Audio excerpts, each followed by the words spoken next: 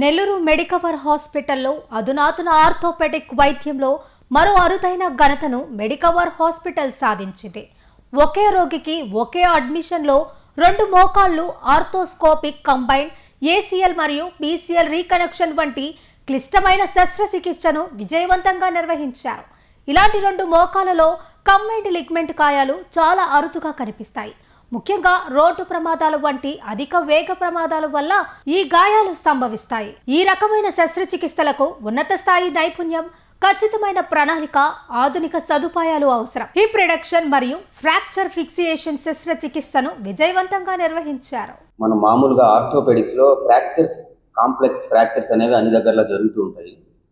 కానీ ఇది అలా కాదు. నీ జాయింట్ లో మల్టిపుల్ లిగమెంట్స్, బోత్ నీ జాయింట్స్ లో అంటే మల్టిపుల్ లిగమెంట్స్, ఇంపార్టెంట్ లిగమెంట్స్ కంప్లీట్గా టేర్ అయిపోయాయి. సో టేర్ అయిపోతే జాయింట్కి స్టెబిలిటీ ఉండదు, వాళ్ళు నడవలేరు, వాళ్ళు ఏ పని చేయలేరు. సో ఇవి చాలా అరుదుగా జరిగాయి. 2 కాళ్ళల్లో ఉండే మేజర్ లిగమెంట్స్ కంప్లీట్ టేర్ అవ్వడం, దానికి ఒకే సిట్టింగ్లో మనం సక్సెస్ఫుల్గా డాక్టర్ సుధాకర్ సార్కున్న ఎక్స్పీరియన్స్ తోటి మనం సక్సెస్ఫుల్గా చేయగలిగాం. సో ఇలాంటి సర్జరీస్ మామూలుగా హైదరాబాదు, చెన్నై అక్కడికి వెళ్ళి ఎంతో ఖర్చు పెట్టి చేసుకోవాల్సి వస్తుంది. కానీ ఇప్పుడు మనము నెల్లూరులో మన మెడికవర్లో సో ఎంత కాంప్లెక్స్ ఆర్థ్రోస్కోపిక్ సర్జరీస్ అయినా చేయడానికి డాక్టర్ సుధాకర్ రెడీగా ఉన్నారు. సో ఇటువంటి సేవల్ని పేషెంట్స్ యూజ్ చేసుకుంటారు అనే ఒక ఉద్దేశంతో ఈ ప్రెస్ మీట్ ఏర్పాటు చేయడం జరిగింది. అండ్ వన్ మోర్ థింగ్, మన మెడికవర్ నెల్లూరు హాస్పిటల్ అడ్మినిస్ట్రేషన్ వాళ్ళు they are very cooperative. Patient యొక్క ఆర్థిక పరిస్థితిని దృష్టిలో పెట్టుకొని వాళ్ళు ఎంత పెట్టుకోగలరో అంతలోనే మనం సర్జరీస్ చేయడం జరుగుతూ ఉంది.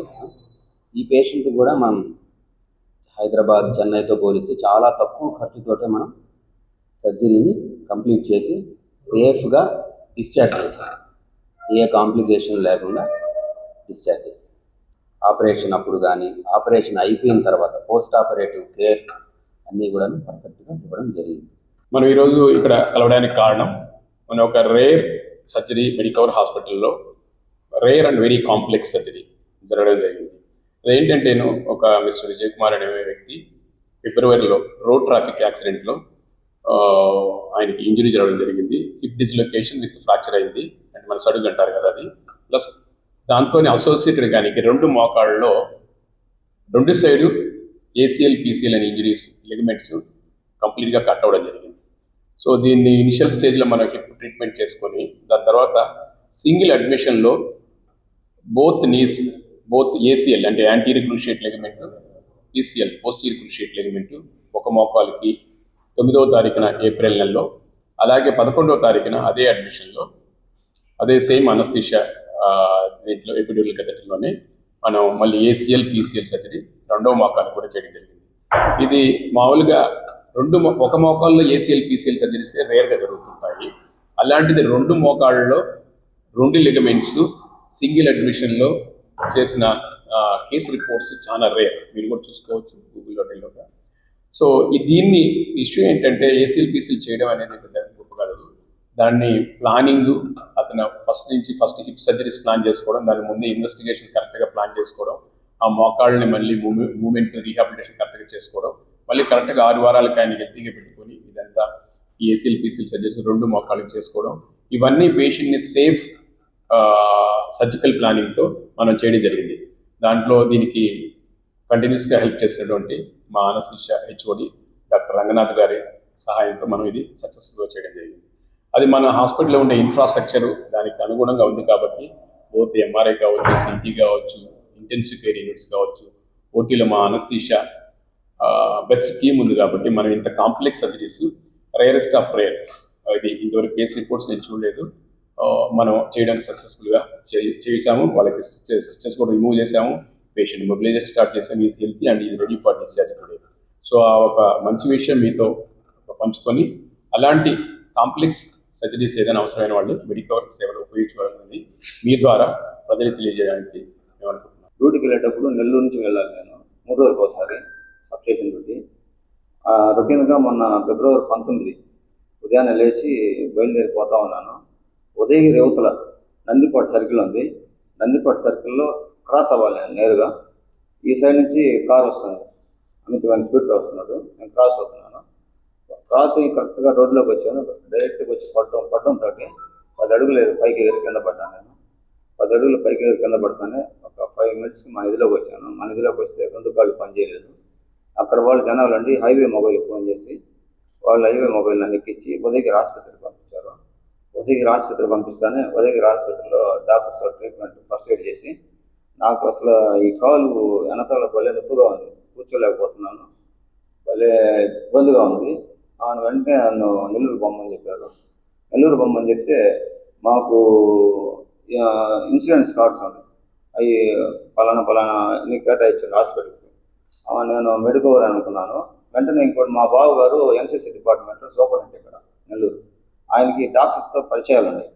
వెంటనే ఆయన ఫోన్ చేస్తే ఆయన మా డాక్టర్స్తో టచ్ అయ్యి సేకరించింది, వార్త సేకరిస్తే ఇక్కడ మెడికవర్లో సుధాకర్ సారు ఎన్ని బాగా చేస్తారని చెప్పారు. అంటే నేను కూడా మాకు ఇన్సూరెన్స్ ఇది మెడికవర్ ఉంది కాబట్టి నేను కూడా కాంటాక్ట్ తీసుకొని నేరుగా అంబులెన్స్ వచ్చేసినాను. అంబులెన్స్ వస్తానే 19వ తేదీ సాయంత్రం సార్ ఇక్కడ వెనకాల హిప్పు దగ్గర వాల్ దిశలో కట్టింది, అది సెట్ చేశారు సారు, సుధాకర్ సారు సెట్ చేసి మళ్ళీ 20వ తేదీ అదే ఆపరేషన్ పెట్టి పూర్తిగా బాగు చేసేసాడు. బాగు చేసిన తర్వాత ఇంటికి వచ్చేసినాను. తర్వాత కొన్ని రోజుల తర్వాత ఈ 2 లెగ్స్ పనిచేయట్లా, పూర్తిగా పనిచేయట్లా. లెఫ్ట్ లెగ్ ఆపరేషన్ చేయాలని చెప్పాడు సార్. సరే సార్ అని చెప్పి మేము కూడా అంగీకరించాము. లెఫ్ట్ లెగ్ అంగీకరిస్తే అది లెగ్మెంట్స్ పోయిందని చెప్పాడు. సరే సార్ అని చెప్పి లెగ్మెంట్స్ చేశాడు.